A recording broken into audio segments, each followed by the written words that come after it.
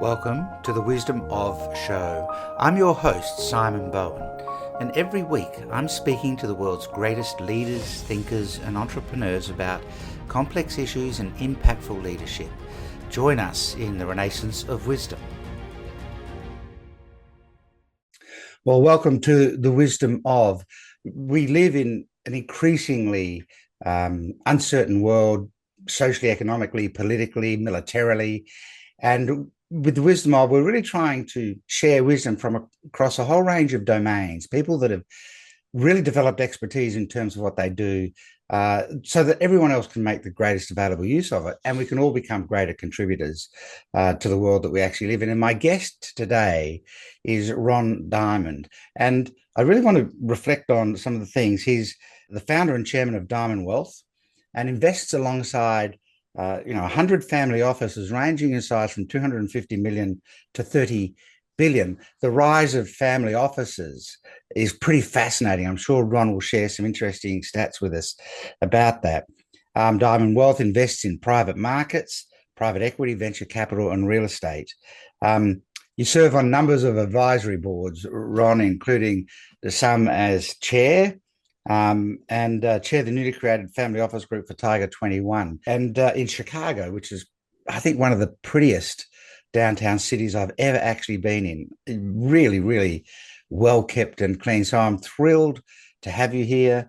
We're going to talk about a topic that isn't necessarily a topic that everybody talks about all the time, and certainly people shouldn't talk about if they don't have expertise in it, which is wealth and family wealth and the management of wealth. Yet it's a topic that is actually almost fundamental to every society.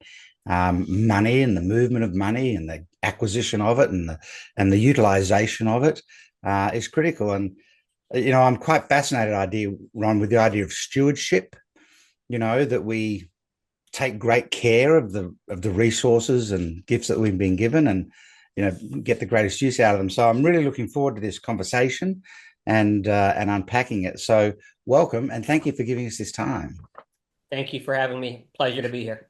I'm interested, whenever I have a guest on the podcast, it's always a part of my brain that thinks, I'm pretty sure that person didn't, wake up one day while I was still a student in school thinking, here's what I'm going to do, and I suspect you didn't start school or wake up someday in school thinking, what I'm going to do? I'm going to be a wealth manager.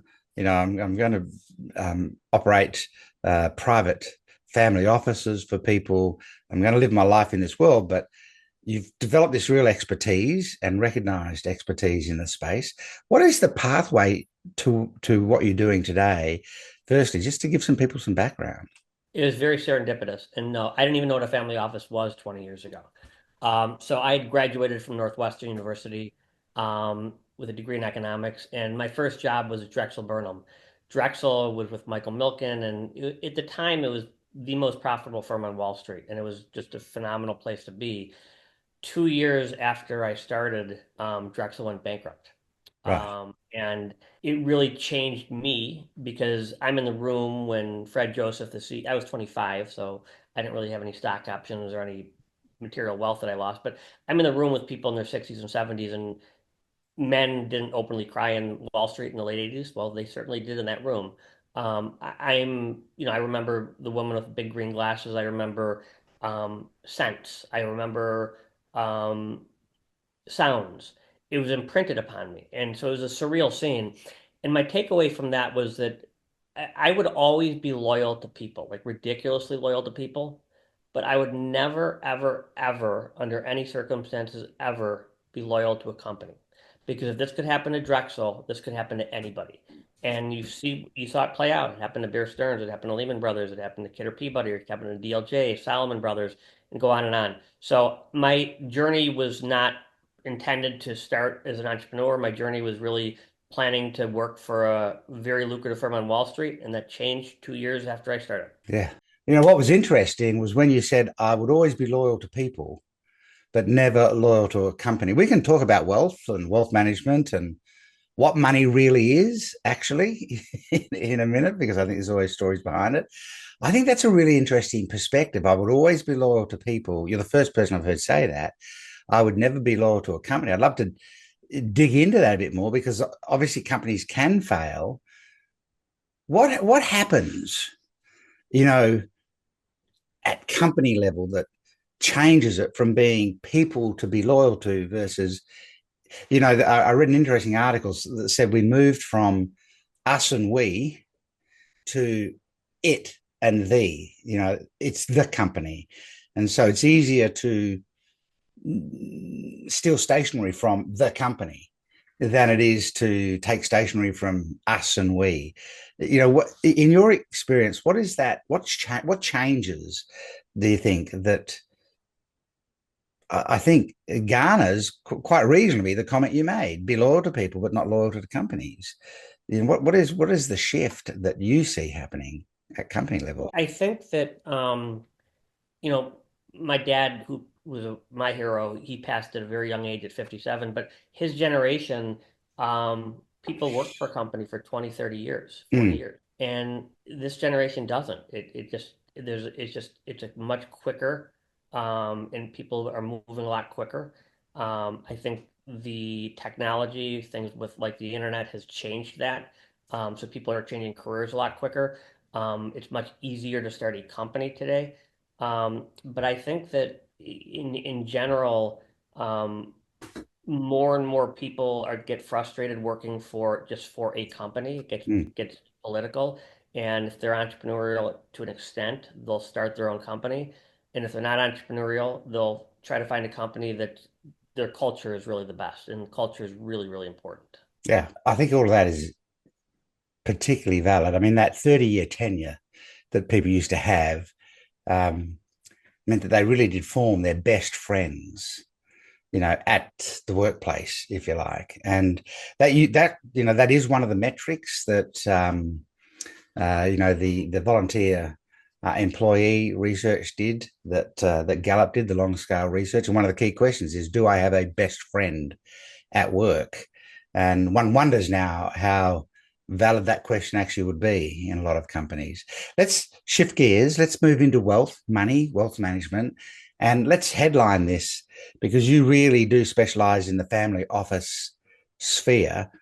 And I think some of the numbers are astounding in terms of how much wealth is under management by family offices versus, formal funds. Can you and not everyone that listens to this podcast obviously is in need for a family office, but I think some of the principles and the reasons why family offices have had a rise might be of interest to everybody. Can you just kind of walk us through the evolution of the private family office, and what are some of the reasons why you think that's occurred, why that's become the mechanism for so many people? It's a great question. Probably the first family office I would say would be Akbar the Great in the 1500s. Um, and he accumulated a tremendous amount of money. Following him, the Medicis in Europe were probably the second family office.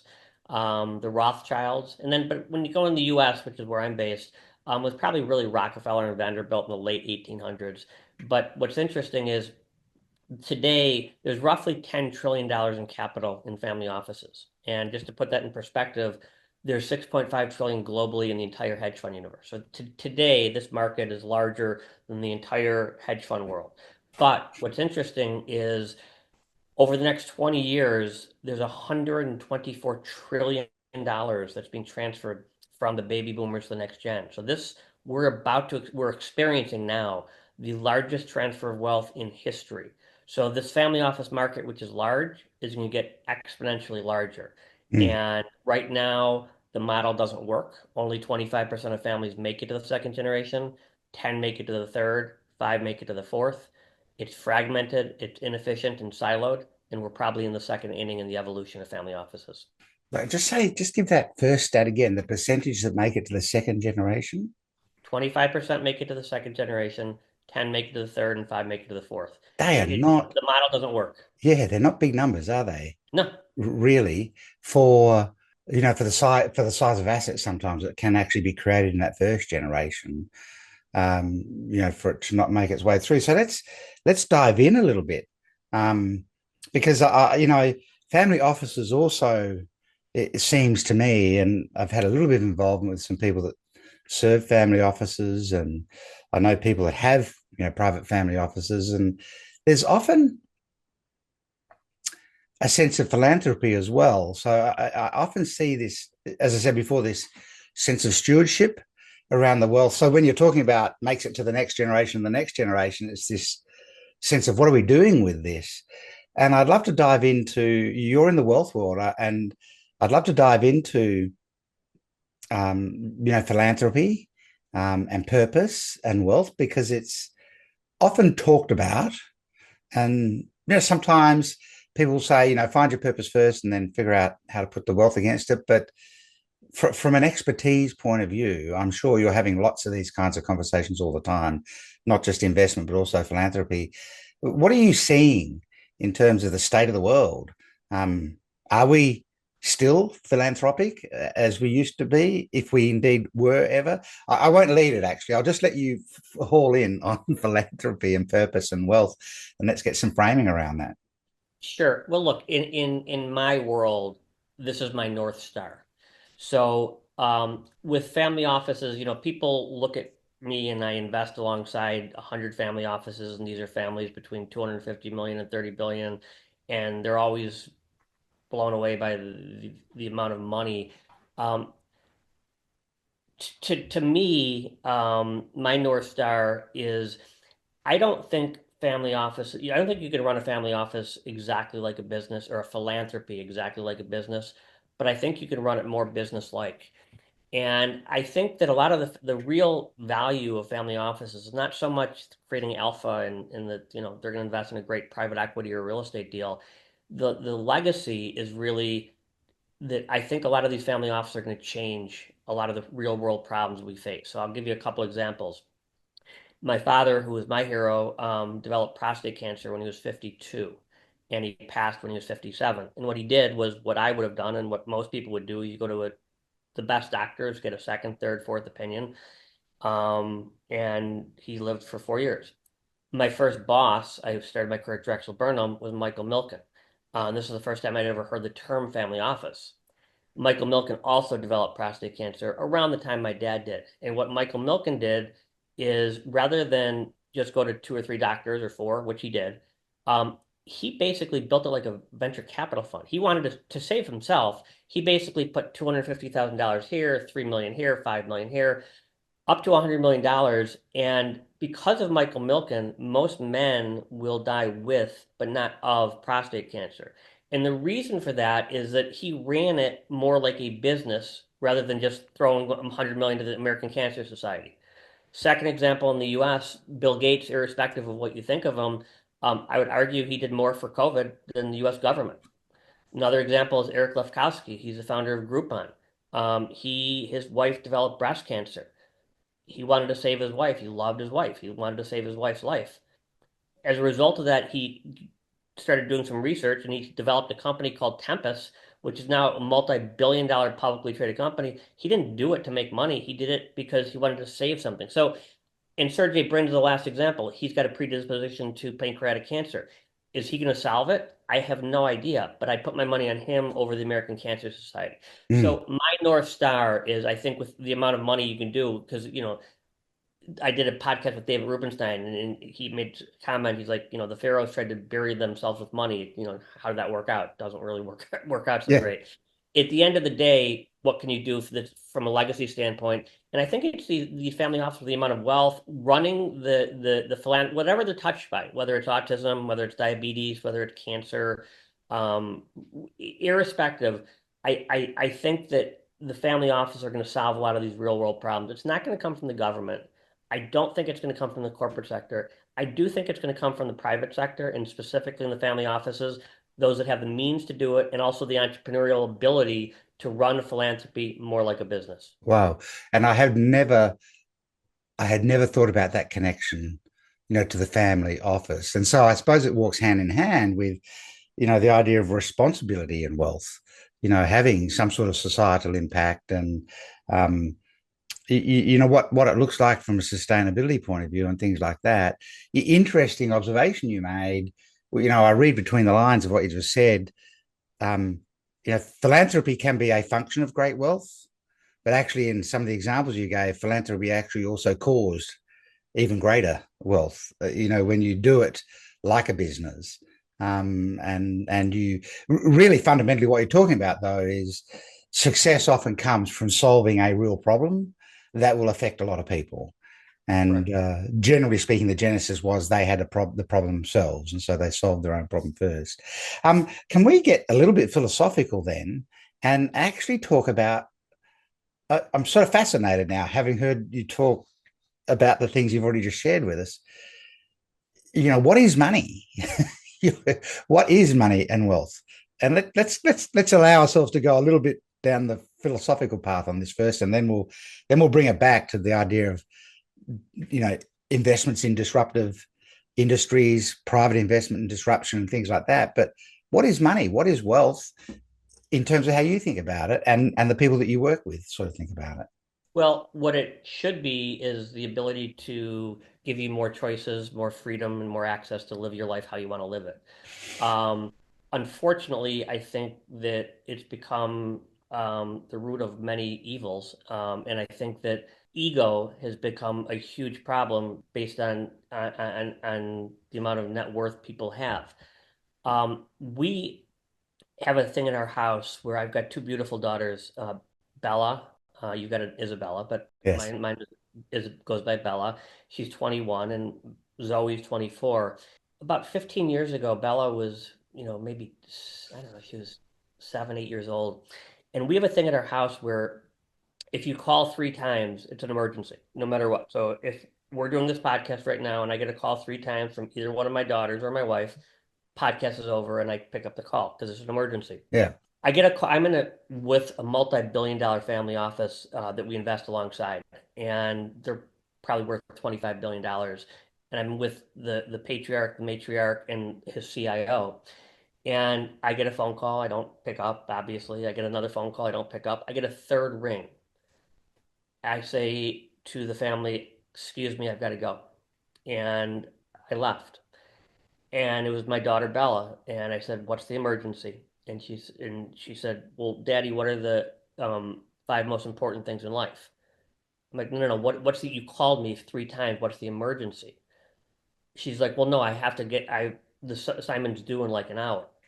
So I basically went home and I said, "Look, I was relieved that it really wasn't an emergency, but I was also very upset because that she didn't understand what an emergency was." So I went home and I basically said, "Look, Bella, first of all, an emergency is if somebody's life's in danger, if something really bad is about to happen, whatever." And I explained that to the way you'd explain it to a 7-year-old, and I was relieved. I'm like, "All right, so what's your project?" And she said she was given a project when she was in third or fourth grade to 5 most important. So I'm working on the project with her, and I'm like, "All right, well, I'll work on it with you." She's like she was 7, so she said, "Well, being a good listener was important. That was one. Being a good daughter is a really important. Being a good friend, being a good athlete. I think having a lot of candy, I think, was one of the things for her." So those were her 5. And as any child, I'm sure your child can do to you, she flipped it on me. She said, "Well, what are your 5?" I said, "What are you talking about?" She goes, "What are your 5 most important things?" I'm like, "Whatever." I'm like, I'll think about it, I'll tell you later. The next day, "Daddy, what are your 5?" I, Bella, whatever. I'm just whatever. She did it for me for 2 weeks. And then finally, I said to my wife, I said, I'll do it. Fine. I'll tell you my 5. So I thought about it and I didn't just write down 5 things that I really thought this through. I'm like, okay, I'll give her a real answer. And to me, I thought about it for about 2 weeks. I reflected on it and I thought, like, for me, what are the most important things? So for me, I wrote down in this order: love, gratitude, attitude, balance, and laughter. Now, those work for me. Other people would have other things in it. For me, love is the most important thing in life. It transcends everything. And without love, you know, what's the value of life? I think that the second one, gratitude, is a hard one. because um, it's so easy for us. Everyone's got one, two, three, seven things that are going on with them, but they've also got so many things that are going for them right now. And I think we live in a society, and I think the way we're wired as humans is we're wired to fear stuff, and we're not really wired to be feel gratitude. And I think gratitude, I used to think that happy people were grateful, but it's actually flipped. Grateful people are happy. So gratitude to me was the second one. Attitude, I think your attitude in life is probably super important. It's more important than your IQ. Your EQ is just as important, if not more important than your IQ. So what kind of attitude you have? Our cleaning lady at our house, um, it, when she comes to our house, she's the happiest person I've ever met. And literally, and she's cleaning our house and she does a great job, but she's just always like so upbeat. So and she cleans her house. She had cancer. She had 2 rounds of cancer. She lives alone, and she just got such an incredible attitude and a zest for life. So attitude is a third. Um, I think that for me, balance is also a very hard one because I think when you're younger, a lot of people, a lot of your listeners who are young, they want to get rich or they want to become successful or they want to, whatever that means to them. They want to be a great actor, they want to be a great writer, they want to be a great lawyer. I think that balance is a very hard thing for most people. And I'm good at it. I'm not great at it, but I'm getting better at it. So I think that was the fourth. And then laughter, because without laughter, I mean, this is a crazy world we live in, and you have to laugh. So those were my five, and that's what I said to Bella. Fantastic. And the whole podcast episode, uh, could be finished right here if we just challenge people to think about your top five and be really clear about those top five, and then use them as your, Well, think about it. your I run guide. I run a peer-to-peer group called Tiger 21. It's sort of like a YPO group, which I think you have in Australia. Yeah. And I gave the assignment to everybody. Like, what are your five most important things? Some people had religion on there. Some people, I mean, everyone had different things on there, and there's no right or wrong answer. It's just No. for me, these are the five most important things. For Yeah. you, it's different. For everybody, it's different. But I think that we have to be thoughtful about it. I mean, what's interesting is Arthur Brooks wrote a book called From Strength to Strength. And he's a professor at Harvard University teaching MBA students. And the class he teaches is the most popular class by far at Harvard. And you know what the class is? It's not on private equity, it's not on real estate, it's not on venture capital, it's on happiness. Yeah. That's the number one most popular class. Imagine that. People Yeah. really want to be happy. It's not that complicated. Yeah. Isn't that interesting? And, we think about money and wealth, it's a resource that provides a pathway to some things, but it is interesting too. You don't necessarily, like, you don't need wealth to be able to meet the five most important things that you've defined for yourself. And I think it's the 2 weeks of discernment, to me, that real deep thinking about it, rather than, so, well, here's my top five. No, sit on it, mull on it, and figure it out. And then internalize them, let them guide, I guess, how you carry yourself on a daily basis. um let's We live in a pretty disruptive world, right? Technologically, I mean, certainly AI, since kind of November 22 when chat launched, and AI has a long tail. So, there was a lot of AI well before that.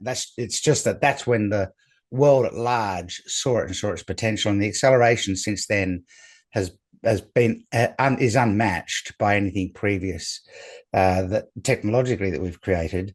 Um, Disruptive world, society wise, certainly politically, internationally at the moment. Walk me through a little bit, the private markets and investment in times of real disruption. Are there any guidelines? Are there any principles that you subscribe to? Any kind of any tips and thoughts that you'd point people towards when they're trying to make investment decisions in the midst of real disruption? Well, no, it's a great question. We live in a time, I would argue that the difference between my generation and my daughter's generations, there's been a bigger change because of the internet and because of Mm, technology than any generation. You can go back, certainly in the US, to the Industrial Revolution. There's been a bigger change in the last 20 years. I think with AI coming out now, that's going to be even more drastic than the internet. mm, I was giving a lecture at Stanford, and the professor who came before me had a picture of a fire, a picture of a wheel, the word internet, and the word artificial intelligence. And for him, he's like, this is how transformative this is going to become. mm, Fire changed the world, the wheel changed the world, the internet changed the world, but AI is going to change the world even more. And mm. I think we're at the very, very first inning. It's like 1995 when the internet first came around 1995 when the internet first came out, and people are talking about AI. Everyone's doing these something, something, something dot AI companies to get better valuations.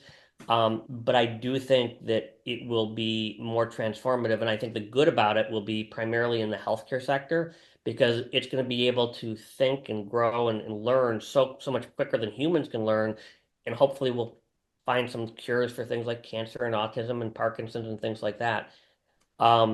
There's going to be some bad actors. Unfortunately, that's the way human society is. There's always bad actors, and they will do bad things. But my hope is I'm optimistic and I'm hopeful. I do think that artificial intelligence will change the world for the positive, and I think that we're at a fascinating time right now because a year ago, nobody knew what ChatGPT, and nobody ever heard of ChatGPT Yeah, unless you went to Stanford or Harvard and you're studying the stuff. Now everybody understands it. We're just trying to get our arms around it right now. yeah, yeah. And so, if you're, when people are trying to invest in an environment like this, you hinted towards you think it's going to help healthcare. Do you look at disruptions that are happening, and then start to think about what are the industries and areas of potential growth that are going to benefit from these disruptions? Is that a part of your thought process to think about where to point money and Yeah. investment and things? Well, look, when Amazon came out, I at first they're selling books, so how's that going to be disrupted at, other than maybe Barnes and Nobles? Yeah. But then now, literally every day, I get 3 or 4 boxes from Amazon every day. So I think, well, if I'm doing that and my friends are doing that and my daughters are doing that, maybe retail is not going to be a great space going forward. Yeah. And I Yeah. think so that's kind of a macro trend that I look at. I think that it used to be, certainly in America, if you could afford to buy a house, you bought it. And if you couldn't, you rent it. Now that's not true. The average kid from 21 to 30 is going to have 5 jobs in the US by the time. So why would you even if you could afford it, why would you buy a place? And then people who are older, who can certainly afford to buy a place, a lot of times they want to be more mobile and they don't want to tie everything down. So I think that, that means housing, maybe buying houses aren't going to be as popular, but maybe buying apartments would be more popular. Mm, Maybe if Amazon is the glue that's putting all these people with these products, maybe there has to be distribution centers close by these people, and maybe these distribution centers have trucks, and maybe the trucks have to find a place to park. So maybe truck parking is an industry, which it mm. now is. So that's how I think. I look at it from a macro and I bring it in. Perfect. So you've worked with Stanford's Disruptive Technology and Digital Cities program. And so let's talk about investing in disruptive technology. So we've talked about AI, but there's lots of other disruptive technologies, particularly if we expand the word technology to not just mean digital. Um, what are some of the what are some of the trends that excite you most? Some of the disruptive trends that excite you the most? You've rattled off a few examples actually, but what really has you thinking about it all the time? Well, look, AI from a macro standpoint is a trend that will be the most transformative thing that our society has ever seen. Um, I'm not smart enough to be able to pick which companies are going to be the next Google, the next Microsoft, the next Apple, the next you name the company, Facebook. Um, so I don't invest when we invest, we don't try to guess which one. I just know that things are going to change in a macro standpoint. Right. So venture capital, which is, investing in an earlier stage company, it's a very hard thing to do. And I'm not wired, nor do I have the core competence to say, this company is going to do really well in AI and this company is going to do it. I just look at more from the macro standpoint and knowing that because AI is going to change things, I don't try to pick companies. I try to figure out how it's going to disrupt and who it's going to disrupt and how that's going to change the way people work and things like that. So right now you're in Australia and I'm in Chicago. Mm. We couldn't do this 20 years ago. No. And now this is like commonplace. So Yes. I think that things like this will happen, and I just think that's why I do believe that there's been a bigger change from my generation to my children's generation than we've ever seen, going back all the way to the Industrial Revolution. Yeah. And so you're always looking at the macro trends first, and then seeing what emerges in there where you found a trend area. Yeah, we don't try to laser pick which company because robots are going to become more flexible, which flexible robot company is going to be the one that's going to Yeah. pick the blueberries from the trees. That's not what we do. Yeah. Yeah. Interesting. We spoke a bit before about um, the transfer from generation to generation, 25% to the first generation, 10% to the second generation. I think you said 5% to the next generation on from there. And that generational transfer of values, of purpose, of wealth is a leadership activity. It's the leadership of the patriarch and matriarch of that family office, and then the next layer down and the next layer down. And so you've really been working in leadership for all these years, might be one argument that we could make. I'd like to, how have you seen your own leadership style evolve? And you work with a lot of people that are at a senior level and have leadership across not just companies, but large asset holdings and things. How have you seen leadership evolve, and have you given any thought to where you see it heading as the world changes in the way it is?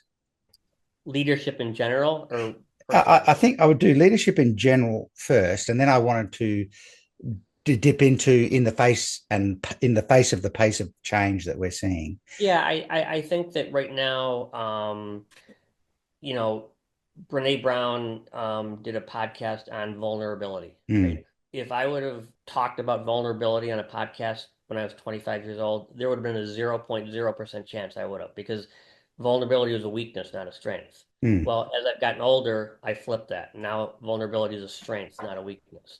So I think that the top leaders really right now are ones that can show vulnerability. They're authentic. And I think people could see people who are authentic and people who are not.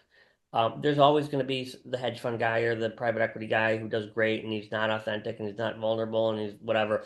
But I think in general, we're seeing our society shifting more towards one where it's more holistic, and work-life balance does make a difference.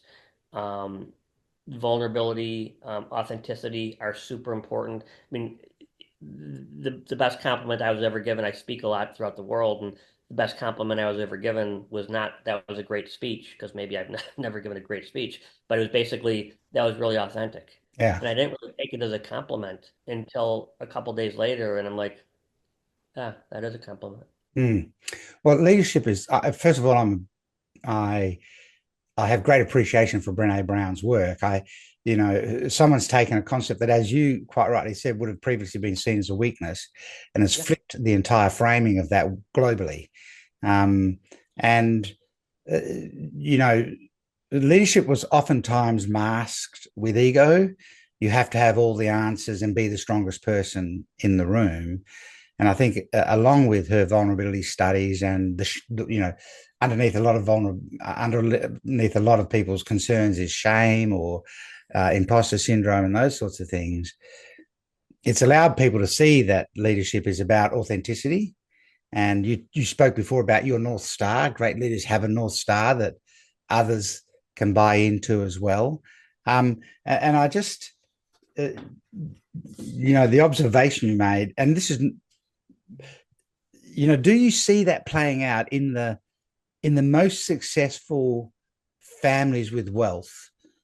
Is that the style of leadership? I mean, there was that series on TV, Succession. Succession, right? That didn't paint great family wealth in the greatest of Right. perspectives. But I wonder if that's the reality, or do you actually see real and vulnerable and authentic leadership through generations in the most successful families with wealth? Yeah, I do. I think the latter. I think the ego, the reason that a lot of these family offices don't make it past the second, the biggest obstacle for many of these family offices is the ego of the matriarch or patriarch. Mm. Period. Ego is a double-edged sword, right? You need an ego you need to feel good and to do things, and you need an ego. But I think it got carried away, and ego now has become a negative thing in many instances. I mean, you do need to be internally have a strong ego, but you don't have to put your name on every single thing that you do.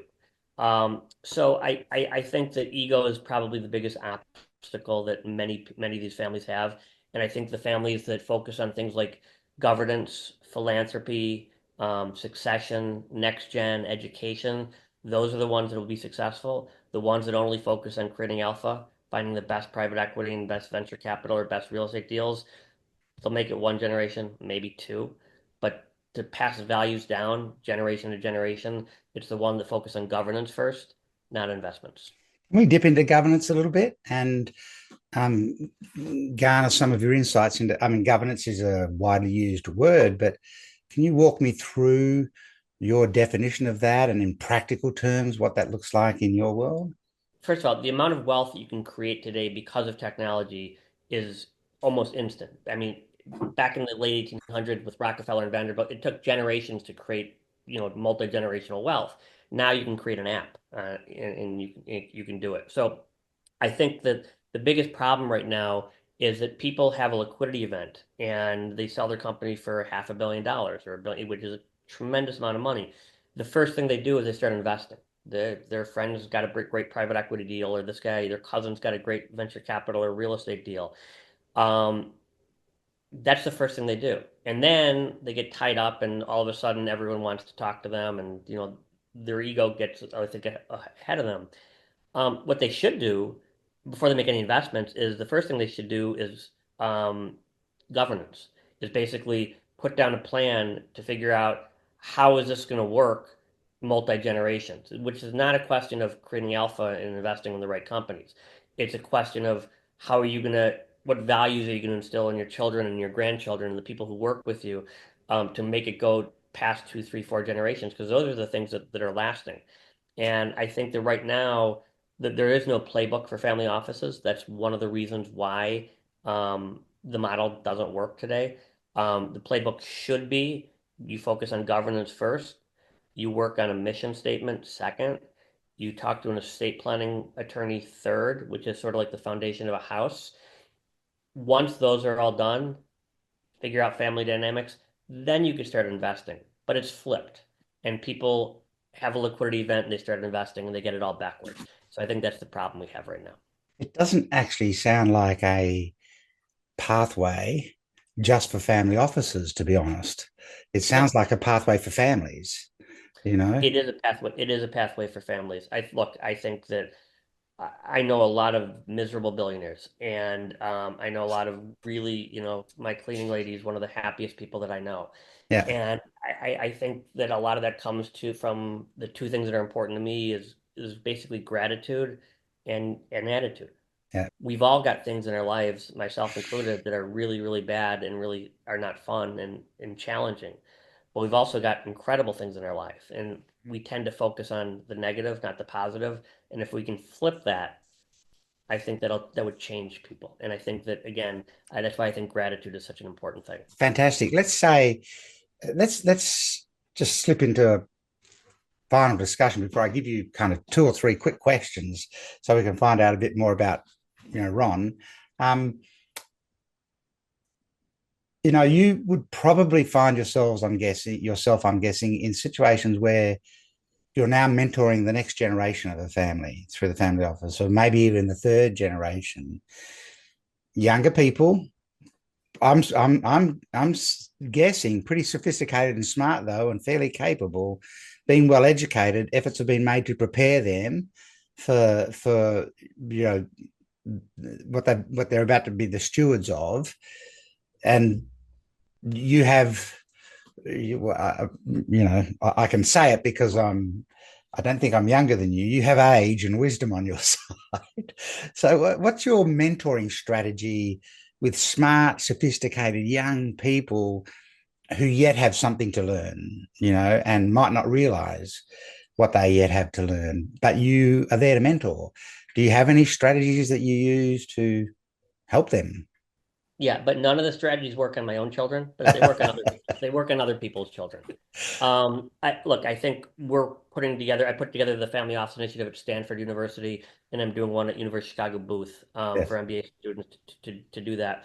But I think that, you know, um, I was on an interview maybe 2, 3 months ago, and somebody talked to me about, what was the most challenging or hardest thing and lessons you learned. And I remember that when I was a junior, I was 20 years old at Northwestern University. Um, I called one of my father's friends, we'll call him Mr. M, and because I wanted to do an internship. Now, an internship means I want to work for you for free. So it's not really me doing a favor, right? But I remember him making me feel like this tall. I remember him like, does your dad know why are you calling me? And all I was doing is saying, look, I'm fairly smart. I'm willing to work for you for free. And he made me feel so small and so bad. And it was the first time I'd done it. I felt horrible. I vowed I would never, ever, ever, under any circumstances, ever make anybody feel the way Mr. M made me feel. And I think it's important that everyone starts somewhere, period. And you have to pay it forward. And I think if you don't have the attitude of paying it forward, you're you're very myopic and Mm. you're very selfish. And I think that no matter anybody who's had any modicum of success has had a lot of luck, and also has had some mentors, and also have had people who've helped and have groomed them. And so I think it's really, really important to pay it forward. And I think giving back to the next generation is one of the best things we can do. And I think that more and more people are doing it, but I think more people can and should. And it's interesting what you're saying. If you are in a position to mentor uh, somebody, what they do with it is not your judgment to make.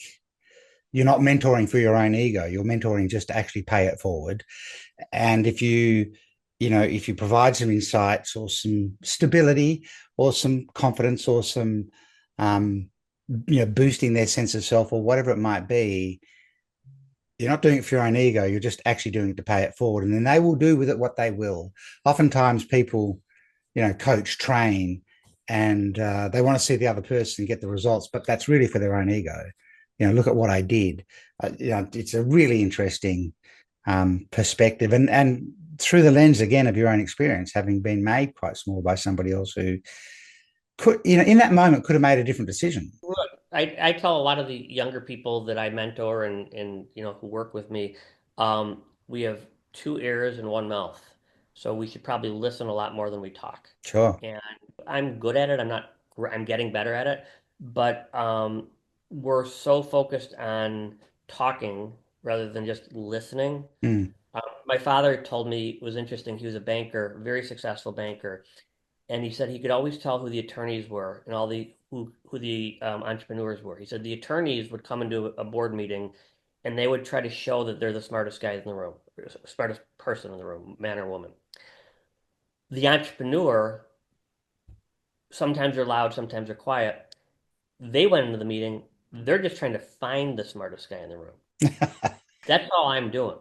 All I've done is surrounded myself with people that are smarter than me, and I listen to implicitly. And I like to be around people that are older than me because they have a little more wisdom than I have, and maybe I have a little more wisdom than people who are 20 years younger than me. So that's how I kind of learn. if your father had wisdom, that is a My great father was a very observation. wise man. Just to wrap up, two or three quick questions, just to get some deeper insight into you. You're obviously a student of history, particularly in the areas of your own expertise and domain. If you could, firstly, if you could travel back to any period in time, what would interest you, and why would you want to go there to that period of time? I'd want to be where we are today, actually. Wow. Look, I think it's for as many problems and conflicts and troubles as the world has, and we've got a lot of issues. Um, you know, our life expectancy is three times what it was 200 years ago. There's a lot of things. So I think that, technology is a double-edged sword, right? So this, right, is going to, the phone, Yeah. this is the new smoking for these kids. Yeah. My daughters, it's an appendage to them. Yeah. The average kid spends seven, and the amount of depression and anxiety and even suicides among kids 18 to 25 is off the charts because that's when they grew up with the phone. That's the negative, but I think the positive is there's so many incredible things, and there's so many things that are happening right now that I'm just very, very optimistic. And Yeah. if you ask me what point in history would I want to go back to or live in, it would be today. It would certainly be today. Now, it would be kind of fun to go back to the Renaissance and see some neat things, but I think that, and that comes back to gratitude. You know, I'm 61 years old. I wouldn't be alive if this was 400 years ago. Yeah. So then, in the same thread, is there someone in the course of human history that you have great admiration for, and why that person? I have a lot of admiration for a lot of people. I don't think there's one person in particular, but I think Freud said, "Be true to thyself," and I think that the people that are the most authentic and really true to themselves, those are really the people that I tend to gravitate towards and have the most respect for. They don't have to find the cure for cancer. They don't have to, you know, invent the next computer. But the people who are authentic and really live, just try to find themselves as best they can. Maslow talked about self-actualization. Mm, I'm very into that. But you can't.